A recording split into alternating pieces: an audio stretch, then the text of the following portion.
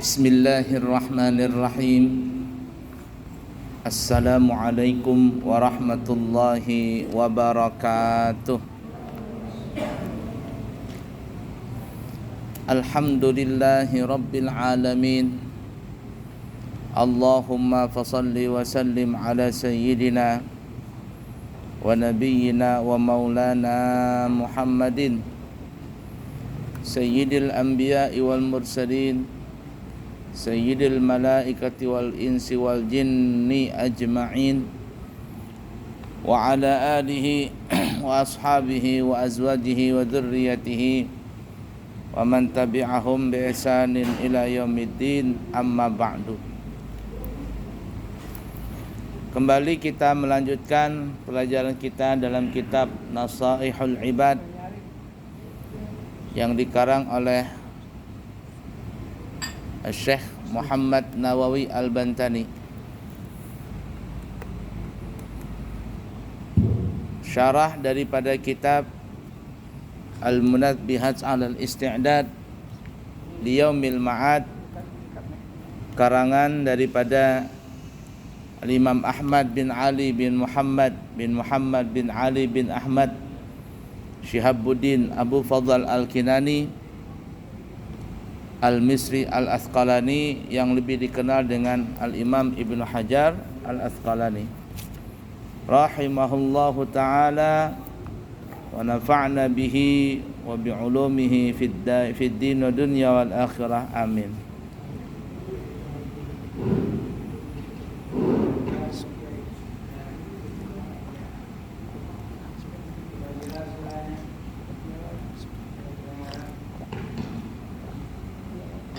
Pakai itu.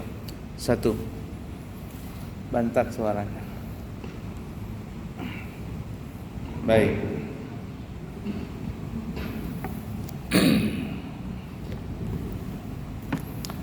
Kita masih membahas tentang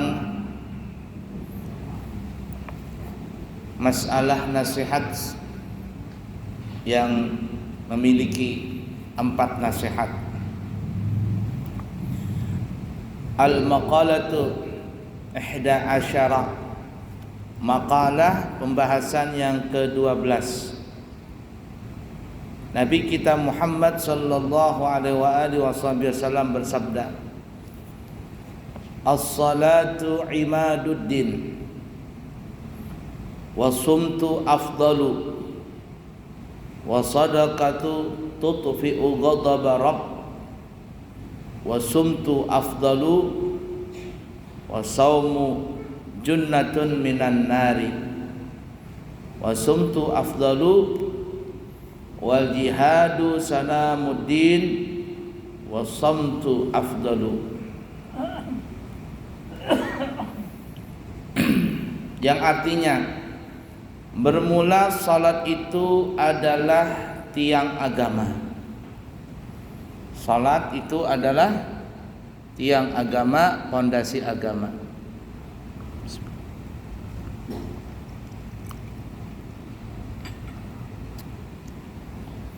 Kalau ada orang mengaku agama Islam tapi enggak salat, maka ibarat kata seperti bangunan, enggak ada pondasi, enggak ada tiangnya. Kira-kira bisa enggak disebut bangunan itu? Nih kita ini mau ditingkatkan masjid kita ini, pasti ada tiangnya. Tiangnya enggak mungkin satu, lebih daripada itu. Dan juga tiangnya mesti kokoh. Kalau tiangnya tidak kokoh, robohlah bangunan tersebut. Begitu juga sholat, begitu juga agama. Yang kita maksud ini adalah agama Islam. Kalau ada orang ngaku beragama Islam tapi dia tidak sholat, maka rapuh dia punya agama, goyang dia punya agama, dan akhirnya runtuhlah agamanya, alias na'udzubillah min dzalik, dia mati bisa jadi bukan dalam keadaan Islam.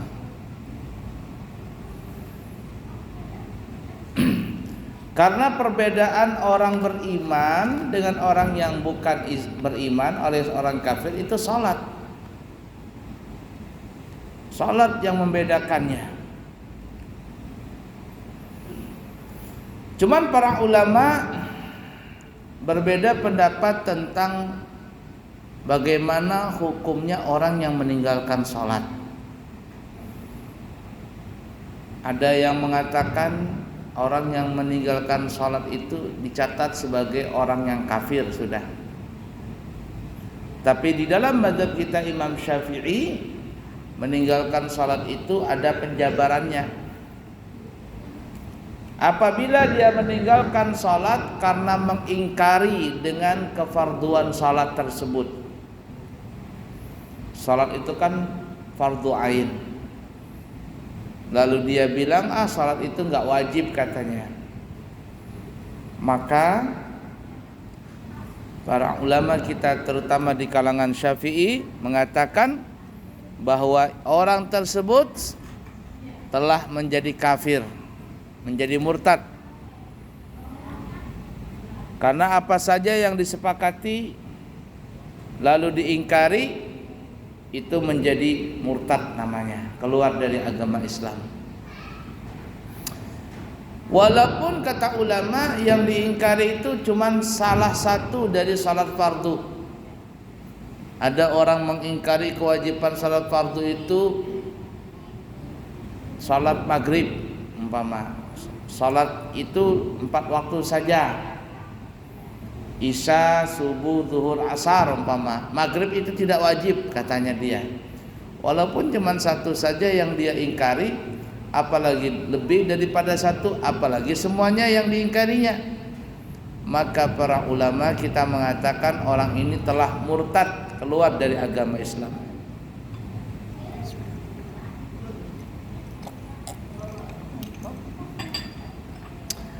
Tapi kalau ada orang meninggalkan sholat, itu bukan karena mengingkari kewajibannya, tetapi melainkan karena malas umpama, karena sibuk umpama, karena mementingkan dunia daripada sholat. Orang seperti ini mah belum bisa dikatakan murtad. Orang tersebut tidak bisa dikatakan kafir, tetapi orang tersebut hanya dinamakan fasik. Apa itu fasik? Orang yang bermaksiat, orang yang meninggalkan perintah Allah. Maka orang ini masih dikatakan Islam, tapi fasik hukumnya, berdosa.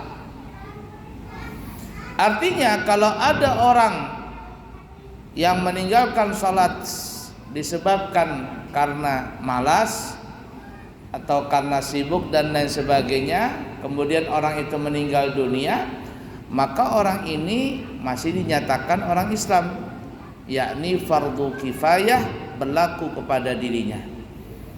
Mayatnya itu wajib dimandikan, lalu wajib dikafani, lalu wajib disalatkan, dan juga wajib dikuburkan. Urusan dia yang tidak salat di dunia kita serahkan kepada Allah. Ada cerita yang sangat masyhur. Cerita ini mungkin tahun 80-an sudah tersebar beritanya. Bahkan Habib Salim bin Abdullah Asy-Syatiri, Sultanul Ilim, rajanya ilmu di kota Tarim, ketika beliau masih hidup, beliau menceritakan bahwa di kota Madinah dulu ada penggali kubur. Ya, jadi ada orang penggali kubur di kota Madinah. Waktu itu dia menggali kuburan yang baru karena ada orang yang mau dikubur di tempat itu. Lalu kata Habib Salim, tukang kubur ini tidak sengaja meruntuhkan kuburan yang di sampingnya. Jadi ketika menggali, runtuhlah kuburan yang ada di samping tadi. Dan si penggali kubur ini melihat jenazahnya atau mayit yang ada dalam kubur tersebut sedang dililit oleh seekor ular yang sangat besar. Dililit oleh ular yang sangat besar. Kalau di dalam hadis, ular tersebut dinamakan Suja'ul Aqra'. Suja' bahasa kitanya ular yang ganas. Aqra' artinya ular yang longor, kata orang Banjar longor. Dia nggak punya kulit kepala, jadi kulit kepalanya itu nggak ada, karena saking ganasnya bisanya itu. Karena kan bisa ular itu bukan di badannya, bisa ular itu bukan di badan, tetapi di areal kepala, terutama di giginya itu, di taringnya.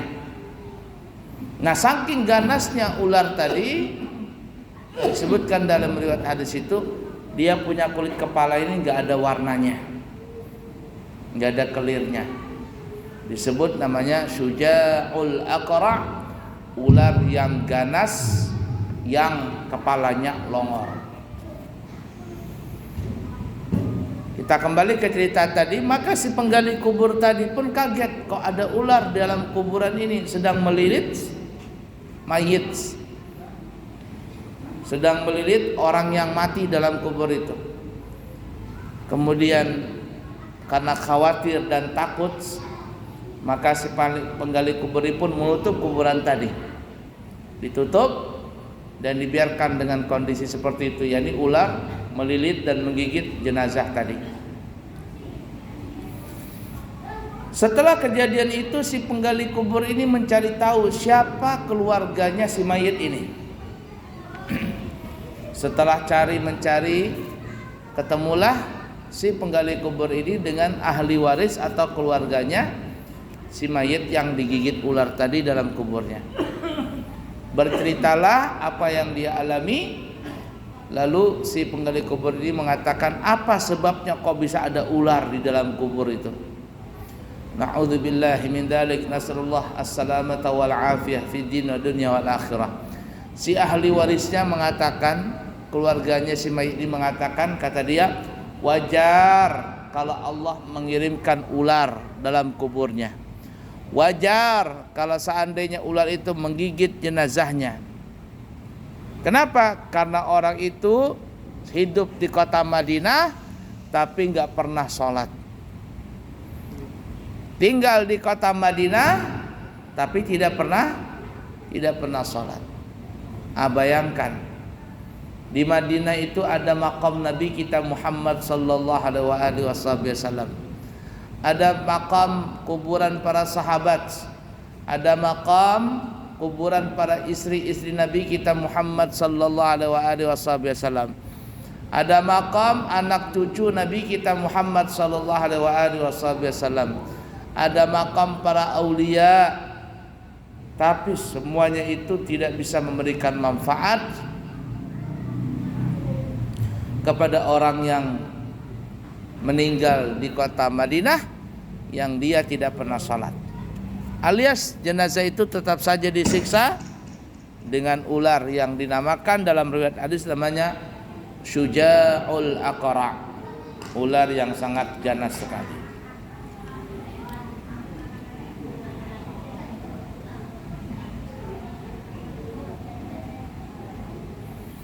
Jadi kata Nabi, as-salatu ibaduddin, salat itu tiang agama. Tapi kata Nabi, wasumtu afdalu, sedangkan diam itu lebih afdal. Arti diam ini maksudnya menjaga omongan yang tidak benar.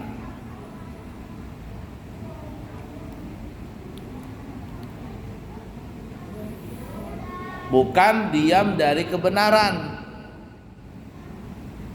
bukan diam dari penindasan.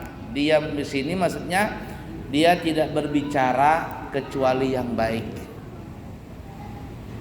Kenapa? Karena mungkin ada saja orang yang sholat tapi mulutnya kotor, mulutnya suka memfitnah, mulutnya suka menggibah, mulutnya suka memberitakan berita bohong, maka salat yang dia kerjakan itu tiada manfaatnya.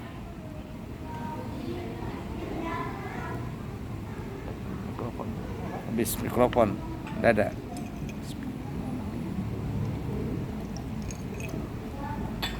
Artinya pahalanya dari salat tadi habis karena dia tidak bisa menjaga mulut. Karena dia tidak bisa menjaga mulut.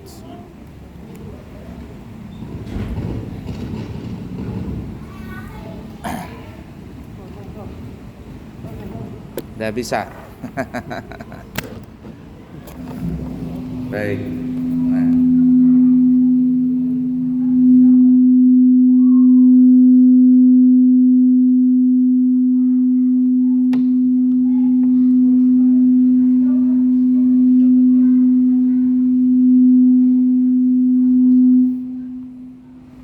Bukan itu masalahnya di sini. Mikrofon ini penting ya. Terutama para penceramah itu penting sekali.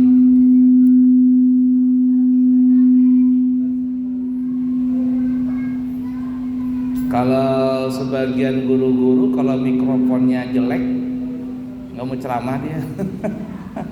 Ngapain ceramah? Kita capek ceramah tapi nggak ada yang dengerin karena mic-nya jelek. Nah, jadi perlu dievaluasi masalah mikrofon ini. Baik, kita kembali ya. Jadi kata ulama begini ya, ada orang yang tidak salat tahajud tapi dia dapat pahala tahajud. Ada orang tidak salat duha, tidak salat witir, tapi di catatan kehidupannya itu nanti di akhirat dibuka lembaran raportnya, ternyata ada tertulis dia salat tahajud, dia salat duha, dia salat witir. Kenapa? Karena ketika hidup di dunia, orang ini walaupun tidak salat witir, tidak salat duha, tidak salat tahajud, dia ini diomongin sama orang yang suka tahajud, dijelek-jeleki, disebarkan fitnah, menggibah oleh orang yang salat witir, salat duha. Lalu apa yang terjadi? Pahala orang yang rajin salat tahajud, pahala orang yang rajin salat duha, pahala orang yang rajin salat witir dilimpahkan, ditransfer, dipindahkan kepada orang yang diomonginya tadi. Makanya nanti di akhirat heran, loh saya kan tidak salat ya Allah, tidak salat witir, tahajud, duha, tapi kenapa ada catatannya? Katanya kamu dapat pahala dari sebulan itu.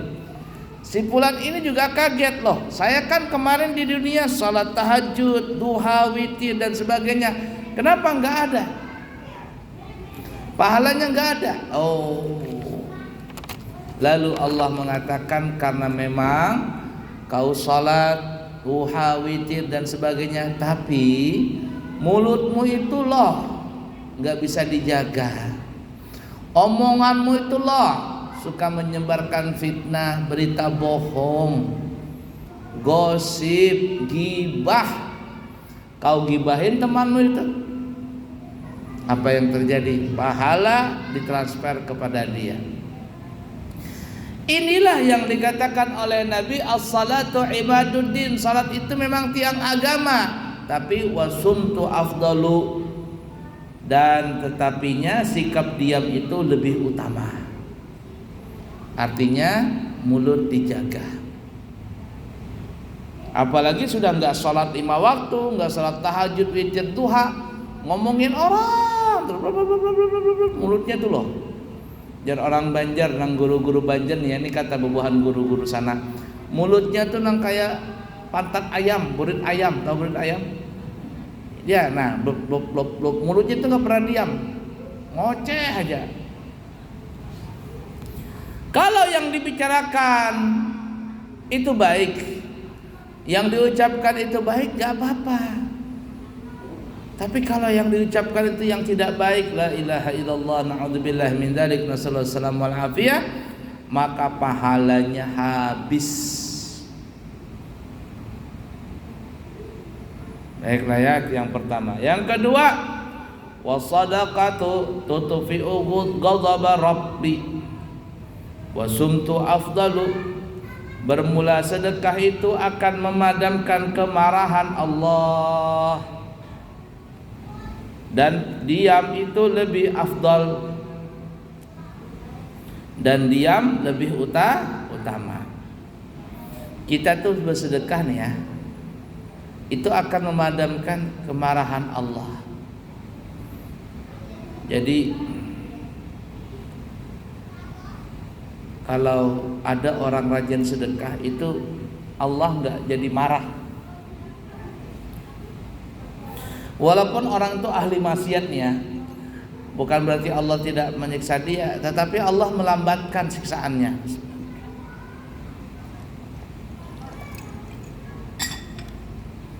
Nabi Musa pernah berdoa kepada Allah, ya Allah, itu Fir'aun sangat jahat orangnya. Engkau tidak marahkah ya Allah dengan dia? Dia, Fir'aun itu tidak lagi mengaku orang saleh, bukan lagi mengaku wali, bukan lagi mengaku nabi. Dia ngaku sebagai Tuhan. Engkau disainginya ya Allah. Nabi Musa ini manas-manasin Allah nih ya, bahasa kitanya. Itu Fir'aun itu ngaku jadi Tuhan, engkau tidak marahkah ya Allah? Bahasa kitanya nih ya. Kata Allah Ta'ala, marah ya aku. Masa aku disaingin jadi Tuhan? Lalu Nabi Musa berkata lagi, kenapa engkau tidak binasakan Fir'aun? Kenapa engkau tidak langsung membinasakan Fir'aun? Allah mengatakan, ya Musa, karena setiap kali aku tuh mau marah, kemarahanku ini menjadi sirna disebabkan Fir'aun itu suka rajin sedekah. Fir'aun itu rajin sedekah.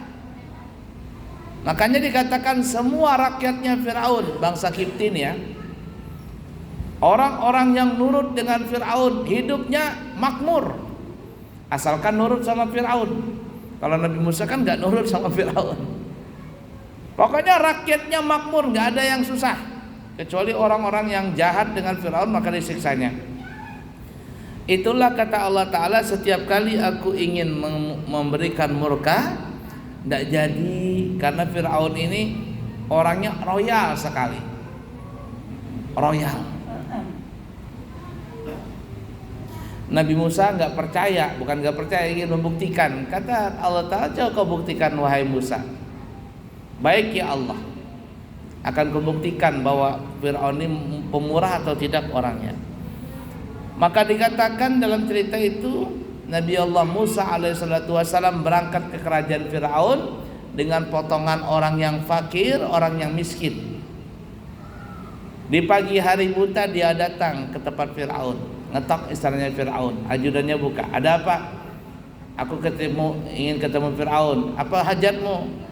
Katanya aku orang miskin, perlu makan, perlu minum, dan aku orang yang mendukung Fir'aun. Oh, tunggu sebentar, kata ajudannya. Maka diberitahukan kepada Fir'aun, kata Fir'aun, berilah orang itu makan. Fir'aun nggak tahu bahwa itu Nabi Musa, karena kan Nabi Musa berpakaian dengan compang-camping dan sebagainya, kayak orang miskin. Kata Fir'aun, kau betul pendukungku? Iya, kalau begitu makan berapapun yang kau mau. Tuh ada gandum apa semuanya, makan. Perlu emas, perlu uang, ambil. Kenyanglah Nabi Musa, keluar dari tempat istrinya Fir'aun. Lalu Nabi Musa berkata, benar, Fir'aun ini orang pemurah. Tapi bisa saja Fir'aun ini pemurah karena di pagi hari otaknya dia masih dingin, belum ada masalah lagi. Coba nanti kalau aku datangin siang hari, kira-kira gimana itu? Lain kita kan kalau jualan begitu, ada orang minta-minta, Pak sedekah Pak. Oh lewati dulu, belum ada penglaris. Itu kan kita ya. Lewati dulu Pak ya, belum ada penglaris katanya. Padahal penglarisnya di situ tuh. Kalau kita ngasih orang tadi 1.000 ke 2.000, itu penglaris pertama itu. Tapi terkadang kita lewati dulu Pak ya kata kita. Nggak ada duit kecil, yang minta-minta ini pintar. Kalau nggak ada duit kecil nggak apa-apa, duit besar juga nggak apa-apa. Nanti kembaliannya ada kok. Berapa sih mau menyumbang katanya. Di Banjarmasin itu kalau kita mau bersedekah bisa berhurupan. Aku hendak marikam 2.000 aja. Adalah hurufannya. Aku punya duit 10.000. Oh ada Cilai. Kasih 10.000 kembalikan 8.000. Kalau kita kan di Balikpapan gengsi begitu. Nah kita kembali, oh ternyata benar nih. Coba nanti siang kau datangin. Kalau pagi ya bisa sajalah karena otaknya Fir'aun masih dingin. Coba di siang hari ketika lagi sibuk-sibuknya Fir'aun ngurusin rakyatnya. Datang Nabi Musa di siang hari, sama juga diberikan makanan, minuman dan seterusnya. Ah kata Nabi Musa, mungkin di siang hari lagi aman. Coba kalau tengah malam ku ketuk pintunya. Jam 2 malam ku ketuk istananya Fir'aun. Lagi dia enak-enak tidur. Gimana reaksinya? Datang lagi Nabi Musa dengan pakaian compang-camping dan sebagainya. Tengah malam jam 2 malam diketuk istananya Fir'aun. Ajudannya keluar, ada apa? Mau ketemu Fir'aun, mau makan aku. Fir'aun tidur, gak boleh diganggu. Cuman kata Fir'aun, kalau kamu kepingin apa-apa, ada orang miskin dan sebagainya, tuh makanan ada, uang ada, pakaian ada, ambil. Siapa yang kepingin ambil. Maka akhirnya Nabi Musa setelah mendapatkan seperti itu, baru Nabi Musa bilang, oh ini toh yang menjadikan Allah itu nggak jadi marah dengan Fir'aun. Mau turun murkanya, tertahan lagi. Mau turun, tertahan lagi. 40 tahun baru terkabul doanya Nabi Musa itu untuk membinasakan Fir'aun tadi. Itu yang dikatakan tadi, wasadaqatu tudfi'u ghadaba rabb. Orang yang rajin sedekah itu akan memadamkan kemarahan Allah. Tapi kata Nabi, wasumtu afdalu. Orang yang pendiam itu lebih afdal. Artinya pendiam ini diam dari perkataan yang tidak baik. Daripada bicara yang kotor, jorok, porno, diam lebih baik. Kenapa? Karena ada orang rajin sedekah, mulutnya nggak bisa diam. Sudah pamer, jelek-jelekin orang lagi. Wah, kamu tahu nggak itu? Itu masjid kalau nggak ada aku nggak ada terbangun itu masjid. Gara-gara aku itu masjid itu kebangun. Coba ada aku, nggak bakalan terbangun tuh. Lalu ada orang yang nyumbang sedikit. Oh, itu apa itu nyumbang sedikit banget? Mulutnya kotor. Orang yang rajin sedekah tapi mulutnya kotor, pahala sedekahnya habis.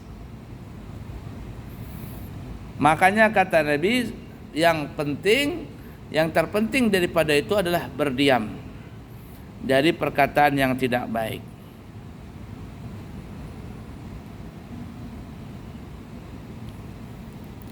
Yang ketiga, wasaumu junnatun minan nari wasumtu afdalu. Bermula sedekah itu adalah benteng dari yang namanya api neraka, perisai. Jadi kalau orang rajin puasa, nggak usah ditanya puasa Ramadan. Kalau puasa Ramadan mah wajib ya. Kalau ada orang rajin puasa, maka puasa itu akan membentengi dia dari api neraka. Tapi kata Nabi, wasumtu afdalu, namun diam itu lebih baik daripada puasa. Maksudnya gimana? Diam, tidak membicarakan yang tidak baik. Karena aneh, ada orang puasa nih ya.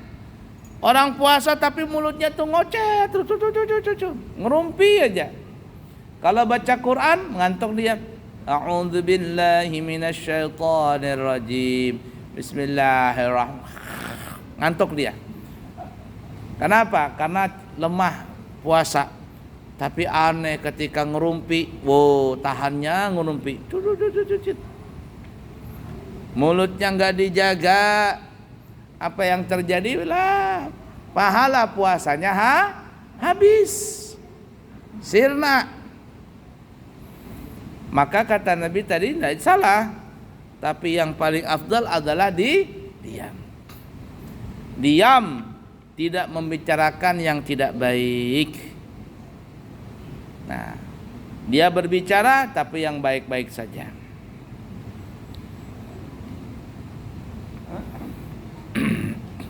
Yang terakhir, wal jihadu sanamuddini wasumtu afdalu.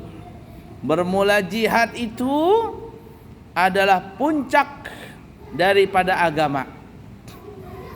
Orang berjihad puncak dari agama. Jihad sabilillah.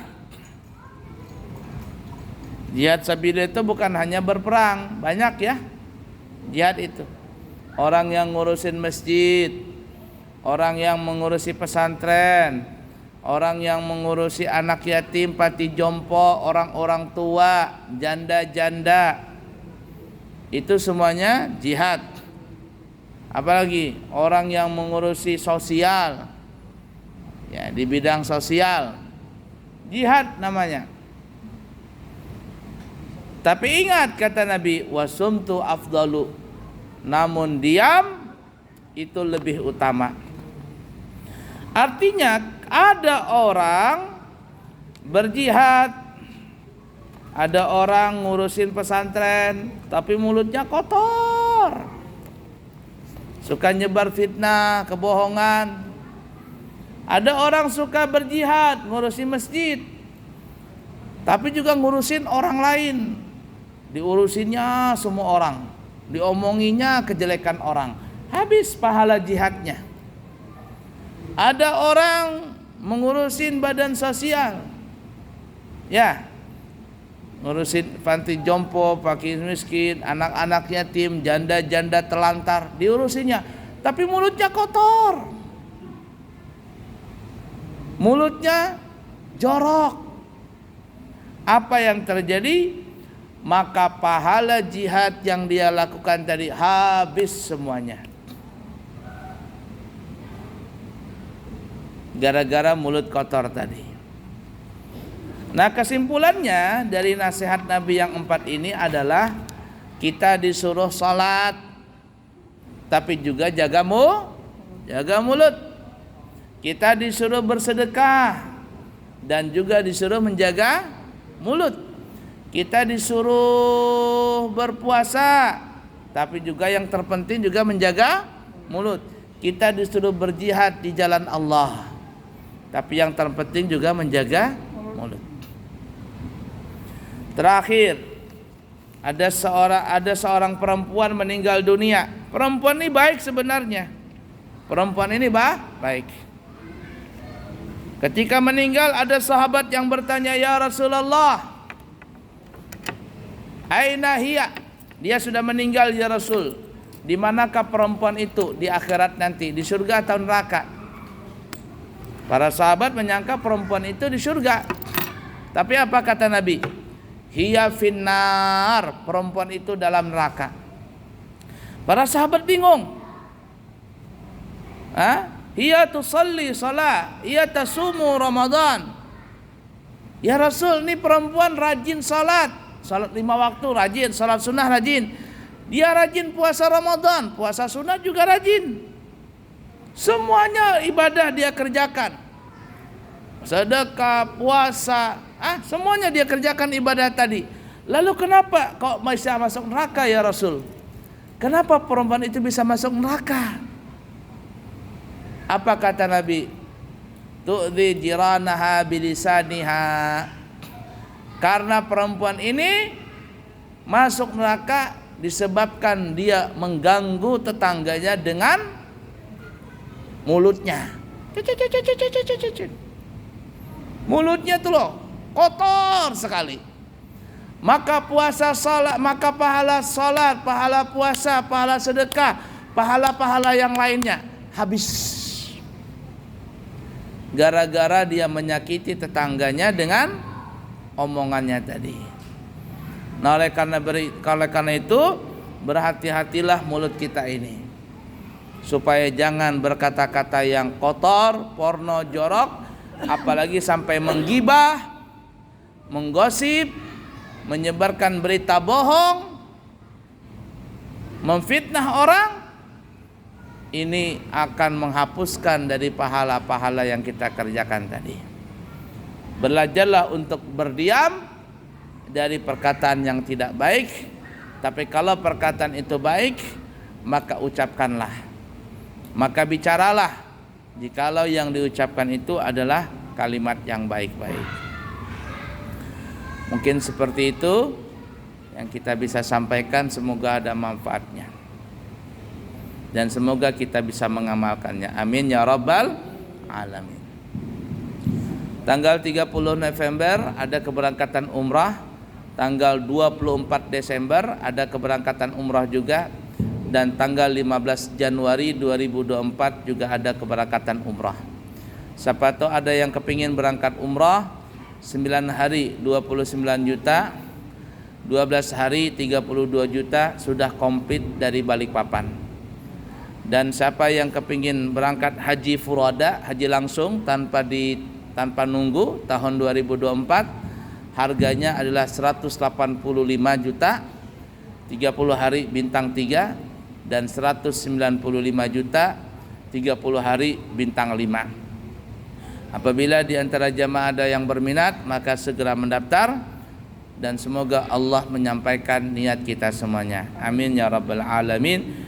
Subhanakallahumma wa bihamdika asyhadu an la ilaha illa anta astaghfiruka wa atubu ilaihi wa akhiru kalam. Wassalamu alaikum warahmatullahi wabarakatuh.